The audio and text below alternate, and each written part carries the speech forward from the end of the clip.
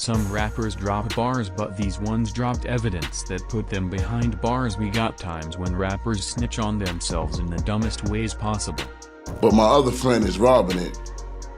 I'm just like, that's cool to do. So I might as well go rob with you. If only Casanova had kept his rap strictly entertainment. The Brooklyn rapper known for his tough persona ended up snitching on himself without even realizing it. For years Casanova boasted about his street ties in interviews and lyrics, flexing his alleged crimes like they were just part of a rap game. But the feds were listening very closely when feds took down the untouchable Gorilla Stone Nation gang on RICO charges. Guess whose name was in the mix? That's right, Casanova. And guess what helped them build their case? His own lyrics. In one song he brags about robbing and shooting, while in interviews he openly discusses his past in the streets. Prosecutors didn't even have to try. He practically gift-wrapped the evidence for him, and when they came a-knocking he had no choice but to plead guilty. Maybe he should learn to keep the real crimes off the mic, or at least don't make the feds' job that easy. Casanova is not the only one spilling the beans on himself though. In his songs up next we have Ross is a disgrace to humanity. This guy's a joke. How do you say,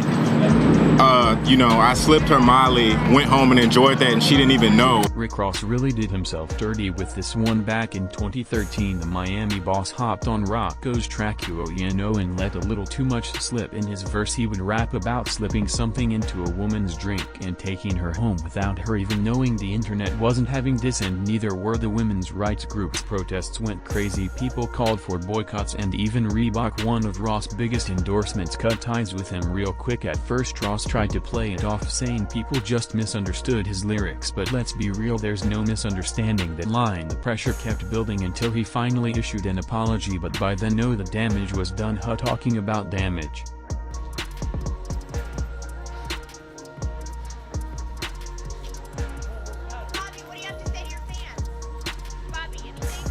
Bobby Shmurda really did himself dirty with this one. Back in 2014 his song Hot 10 was an absolute banger, had the clubs jumping, had the streets vibing. But guess who else was listening? The cops. You see, Bobby wasn't rapping about street life for aesthetic purposes. His lyrics straight up detailed real crimes with his crew GS9, and we're talking about shootings, drug deals, and all sorts of wild activities. Prosecutors didn't even have to dig too deep. His own words became the blueprint for their case. Imagine writing your own rap sheet in a hit song. The feds swooped in, and by 2016 Bobby was given 7 years for conspiracy and weapons charges. Later on in interviews he said that his music played a role in getting him locked up, but hey, he did his time, got out in 2021, warning other rappers to keep their mouth shut. But you know what, it gets even more interesting.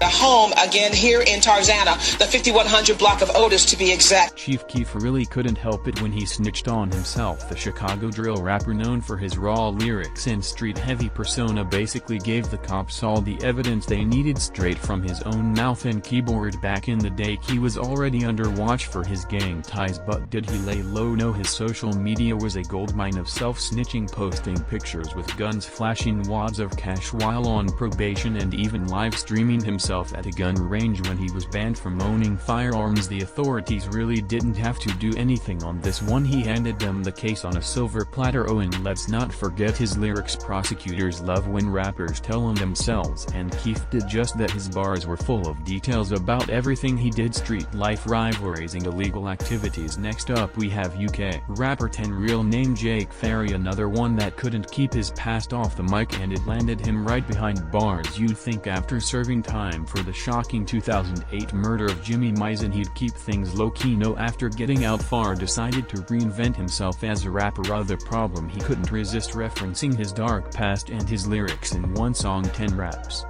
See a man so fly from his eyes and his breath gone. I wanted more, it made it less wrong. Seeing blood spilled, same floor he was left on.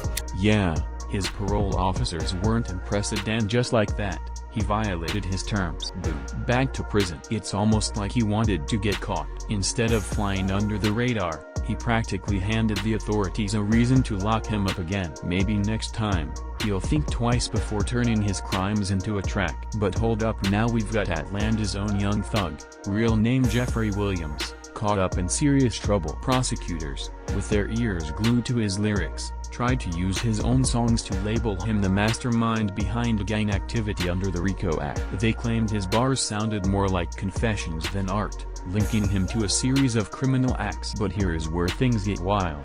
The debate over whether rap lyrics should count as hard evidence had everyone from lawyers to hip-hop fans talking. Despite digging deep into his music, the prosecution's case didn't hit as hard as they expected. In the end, Young Thug pled guilty to gang, drug, and gun charges. He got hit with a 40-year sentence, 5 years credited as time served, and the remaining 35 on probation. As part of the deal, he's banned from Metro Atlanta for 10 years, must do community service, and follow strict conditions like avoiding any gang ties.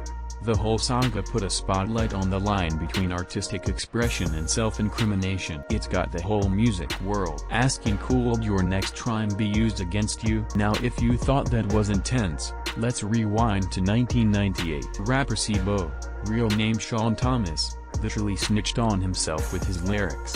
His song Deadly Game didn't just drop bars, it got him locked up. In it, he rapped, "So when they try to pull you over, shoot 'em in the face, y'all." He was already on parole when the track dropped, and it didn't just target police, it went at political figures and even criticized California's 3 strikes law.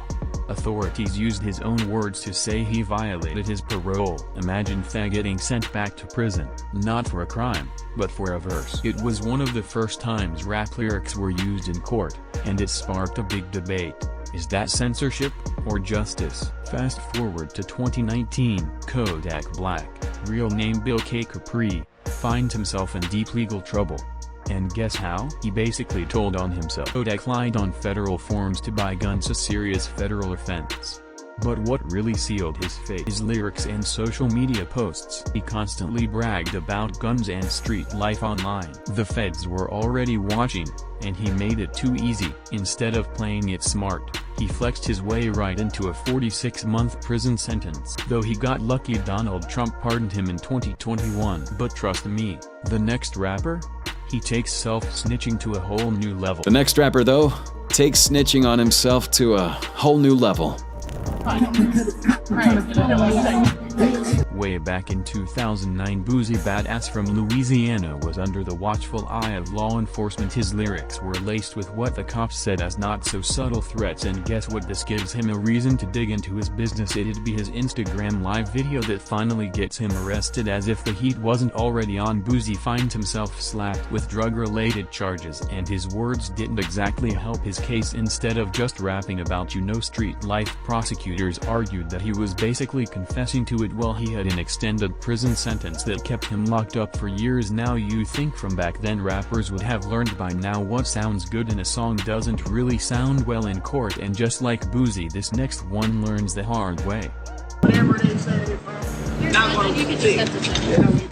Damn, Draco, that's fucked up, dog. Back in 2018, rapper Draco the Ruler finds himself in serious legal trouble. Guess what? His own lyrics came back to haunt him. Prosecutors claimed that Draco's music wasn't just entertainment. They argued it was a confession in disguise. We all know his songs filled with details about his gang life, violence and crime, and the authorities believed that some of those lyrics lined up a little too well with a real-life murder case, so they painted a picture that made it seem like he was practically rapping about his own court testimony. Now of course Draco's defense fought right back, saying that this is just artistic expression, as rappers exaggerate all the time. But the prosecutors weren't buying it. They used his music to argue that he had gang ties and involvement in crime, making his case a huge debate about freedom of speech versus self-incrimination. Man, in the end Draco beat the murder charge but still got caught up in some gang conspiracy charges, spending some years behind bars. The whole case shakes up the rap world, proving that sometimes your own words can be your biggest enemy. This leads us to a similar case back in 2017. TK basically tells on himself in the most public way possible with a hit song. I was trying to beat a case, but I ain't beat that case. I did the race. Yeah, this Texas rapper thought he was invincible after cutting off his ankle monitor and going on the run, and what did he do while dodging the cops? Well, he dropped a track the race, a song bragging about that escape. Oh, the track blows up and fans are loving the rebellious energy, and TK becomes a viral sensation. But obviously you know who else is listening. The authorities and prosecutors waste no time with the race as evidence in court, now pointing out how these lyrics matched real-life events. Yeah, he rapped about being on the run, and well, he was on the run. That combined with other damning evidence led to a 55-year sentence for his role in a 2016 robbery turned murder. It's like he gave law enforcement a theme song to lock him up, so instead of living the high life, TK is serving and tweeting about unfair treatment from behind bars. Boo-hoo. And listen to all aspiring rappers that if you commit a crime, maybe don't rap about it because the courts will hit replay. So talking about courts replaying your songs as evidence,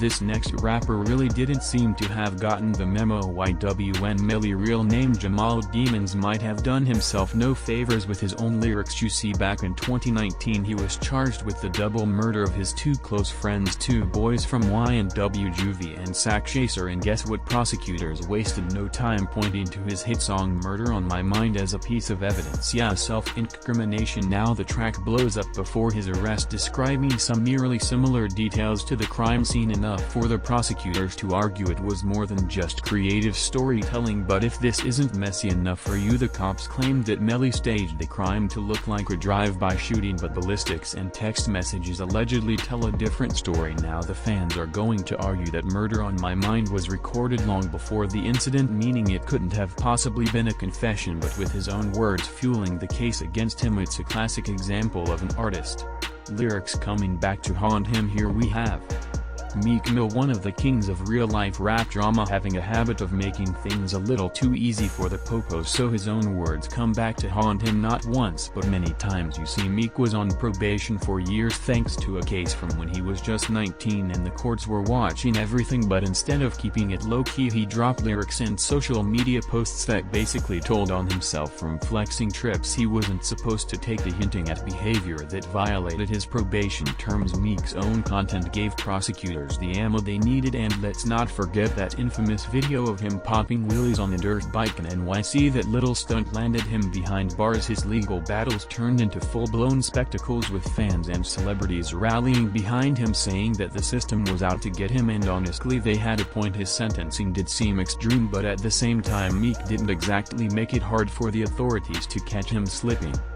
Now a similar case was that of 6ix9ine's whole saga is like a real-life crime thriller with a social media twist. His rise was built on controversy, and his downfall, well, that was practically scripted for a Hollywood drama. What's wild is how he thought he could outsmart the system while literally documenting his crimes online. It's like robbing a bank and then posting a selfie with the money, and when it all comes crashing down, he didn't just take a plea deal, he torched every bridge in sight. The streets labeled him a snitch, hip-hop puritans rejected him, but somehow he still found a way to stay relevant, at least for a while. Now let's be real, was his career ever built to last? His entire brand thrived on trolling and chaos. Once that spectacle wore off, the question became, without the drama, what's left? And finally, in his deeply personal track 444, Jay-Z basically held a press conference over a beat to admit he cheated on Beyoncé. Yeah, he talks about how he almost lost his family waking up at 4:44 a.m. with regrets, and that's the closest thing we got to an official confirmation of the whole Becky with the good hair drama. Beyoncé gave us Lemonade and Jay gave us an apology album. Talk about hip-hop therapy sessions.